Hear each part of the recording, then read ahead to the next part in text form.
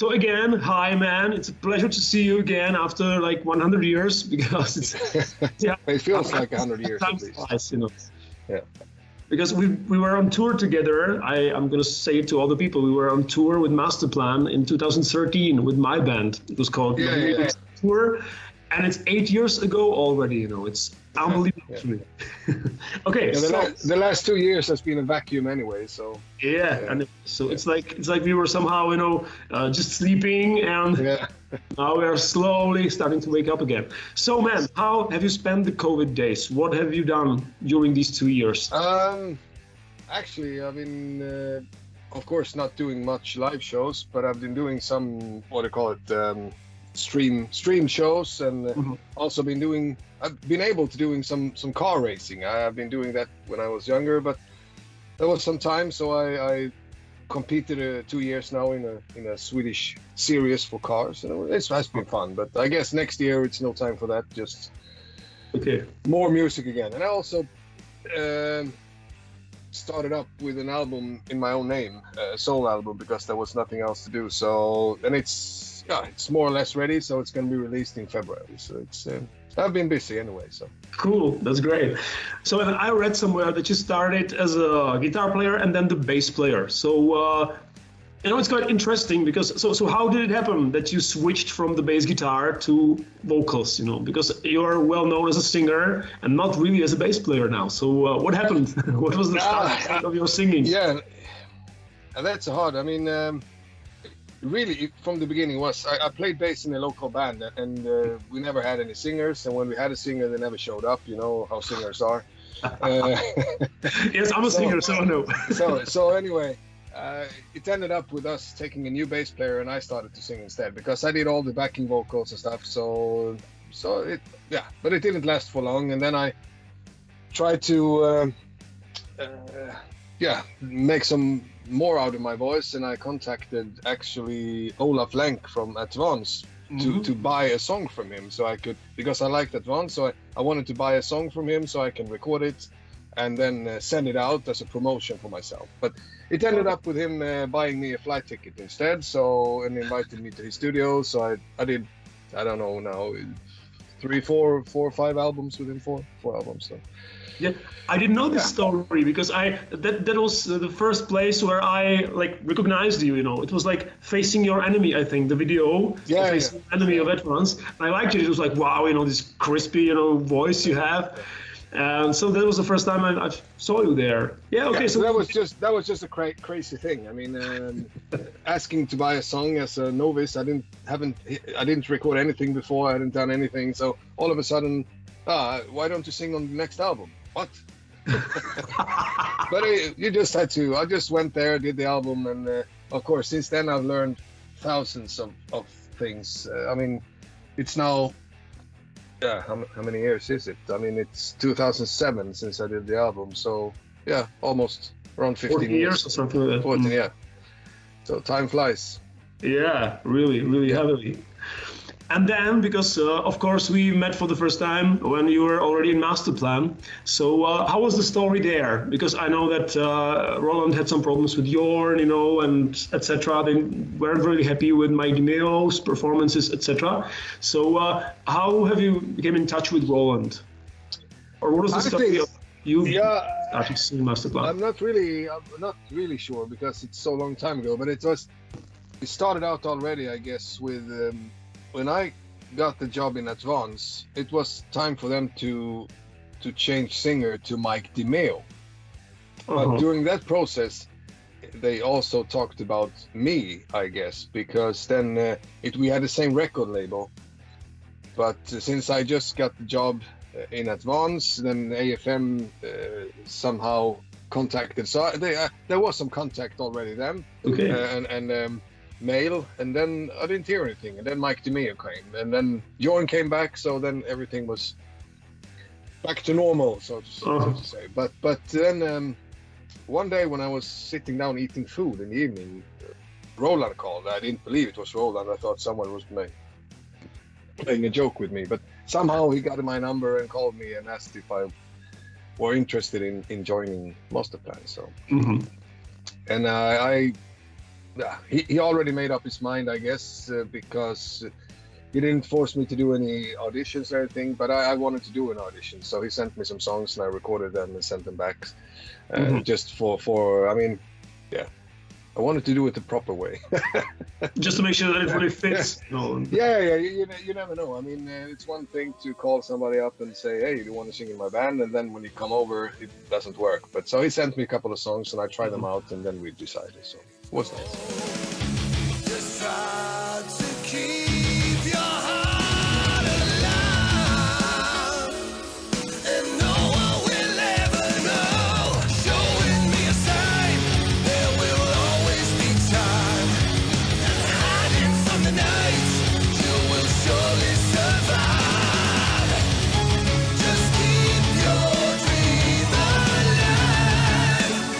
I can't stay in the dark when you're calling my name. And how was it for you to sing after Jorn? Because the vocal performances and also the tuning and stuff is quite not easy. So was it hard for you at the beginning to I mean, fit to the songs? yeah, I mean, technical wise, it's not that hard. I mean, I never took any lessons, or I don't really know what I'm doing. But anyway, I mean, the range or anything, it's not much of a problem. The problem is always taking on as a singer in a band after a really, really good singer.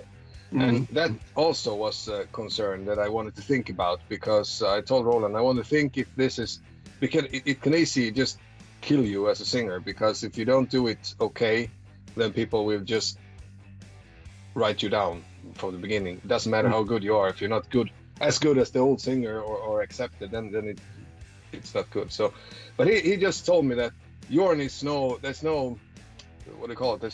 He just doesn't want to do it anymore. So either you sing or we just kill the band. There's not much more to do. We just need somebody to sing, and it's not like we are replacing Jorn. Jorn quit. He doesn't want to do it. So if you're doing it,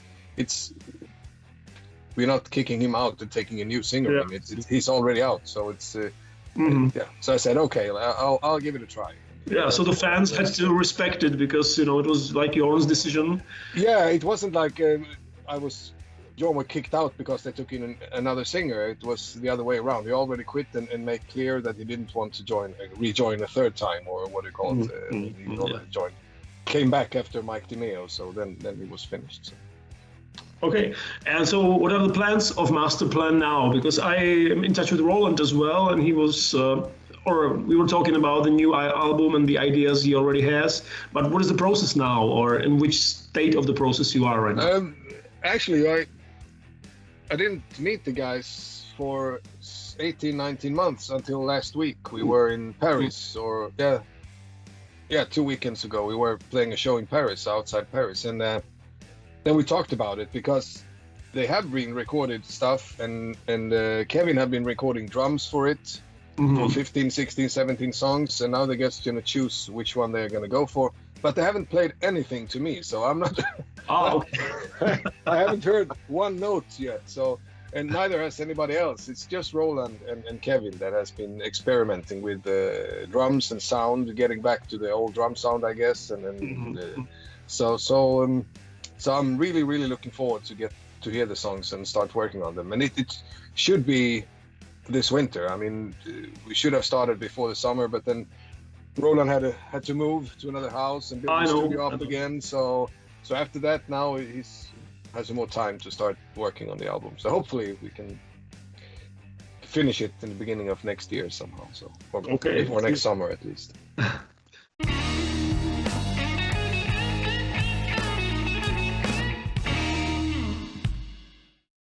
And what do you think about the music scene in general? Because now it's changing quite a lot and quite radically because of COVID and all these restrictions we're going through. But what do you think in general? Because we both like the music like from the 80s and maybe even 70s or early 90s and stuff like that. So how do you feel about the music scene? Is it getting better or worse, or is it just different? What kind of feeling you have about it?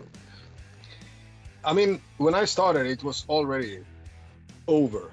I mean, album sales went down, everything. I started singing, as I said, 2007, and downloading in pirate things it was all over the place. So it was still, I mean, the days when you sold hundreds of thousands of albums were gone. So Yeah. so I never been in the good old days, so to speak. I started really late. So, but still, I think there is a place. There's many bands coming out with music, and it's really hard to get heard today. Even if you do a good product, it's really hard to get it out there and get people to hear it. But I think it's just be persistent and start just working and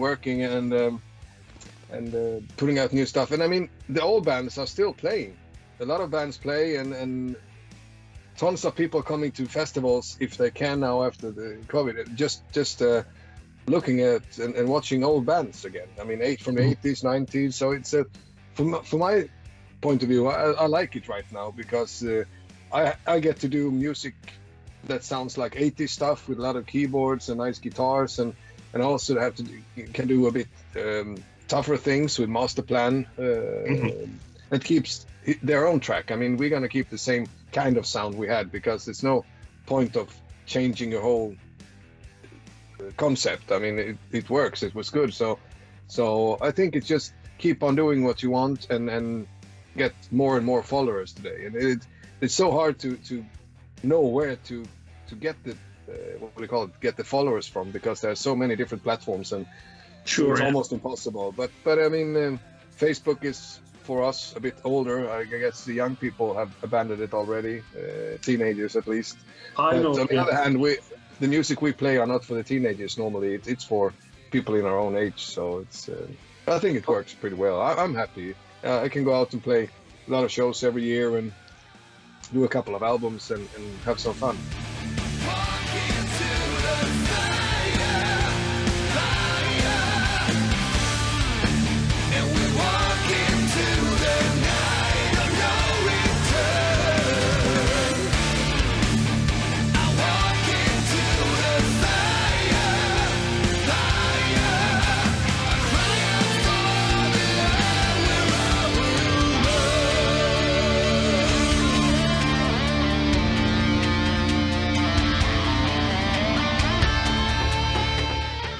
And so, what about Gathering of Kings? Because I was quite surprised when I saw the video of Love Will Stay Alive for the first time, Yeah. because I love your performance there. You know, I was Yeah. listening to that song over and over and over again, and I was like, wow, you know, that's awesome. So, whose idea it was, or how it all started?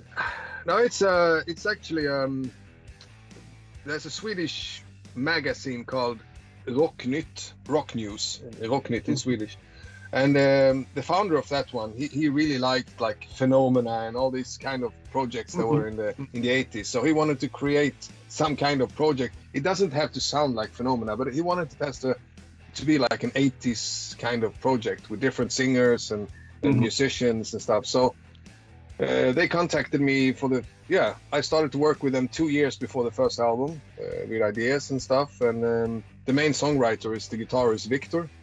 He writes, almost all the songs. So and then we get small ideas in here and there of our own, but a lot of the material is written to get in the same kind of style so the album doesn't go in too many directions. So I think that's a good idea, and that's the editor and from that newspaper, or the guy who started that newspaper, who started this project. So Okay. now he also sits in the company that owns this band, or what do you call it, owned, or fix all the merchandise and does all the promotion and of course getting all the gigs and booking us and doing all that. So it's nice, and it's really good because we are 5 singers and 2 drummers and 2 guitarists and so I mean, if a singer or a drummer can't make it to a show, we can still do the show. I mean, you don't have to feel like you do in many bands. If you play in 2 bands, then if you say yes to one band, you have to say no to the other band. But if Masterplan have a show, I'm gonna do it. They already know it. It's my first band. So if we have a show, I can't do the Gathering of Kings shows. But on the other hand, there's 4 other singers, so they're gonna manage anyway without me. So Cool. That's great. So, but so far I didn't miss any show with them, so it hasn't been any problem so far. And is this kind of music successful in Sweden, for example, or what is the music scene in your country? Are the people interested in this kind of like 80s metal or hard rock music? Yeah, Is it there? I mean, I can't really tell. We didn't do that many shows before COVID, but we did a couple of festivals in Sweden, and we did Sweden Rock. That was our first festival we did ever, and there was about 15,000 people there watching us. So it was a success in that area. So I think people like it, and people in my age, around 40 to 50, I mean, I think they can relate a little bit to the 90s and the music and the keyboards, and a bit softer. And also, you can see it's not only guys staying there. There's also their girlfriends. They can accept the kind of music we do, even if they're not hard rock. If they don't run away, you know. Yeah, if they're not really hard rock fans, they can still listen to that kind of music, because there are plenty of good melodies and keyboards and nice stuff happening in the song. So I think it's a little more mainstream than I'm used to do, but I like it, and I never thought about doing it myself. But when I started doing my solo album, I just kept on that track, doing a little bit more 80s, and so that's yeah, I like it.